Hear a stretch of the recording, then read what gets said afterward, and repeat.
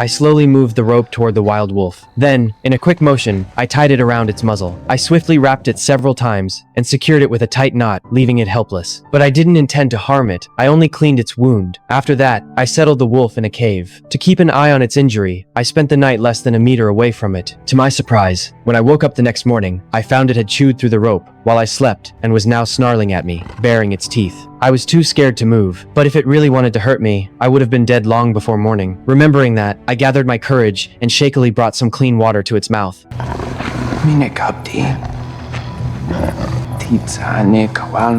It didn't resist and leaned forward to drink eagerly. Only then did I relax. Little did I know that this wolf I'd casually saved would later become my only companion in a life or death situation in the wild. I'd been wandering this wilderness for a long time, separated from my tribe after an accident. With no food, I survived on insects, but the meager protein wasn't enough for me, let alone for a wolf that needed nutrients to heal. So, despite my rusty hunting skills, I caught a wild rabbit for it. Just as I was preparing to start a fire to cook it, the wolf's instincts kicked in. It tried to snatch the prey from my hands.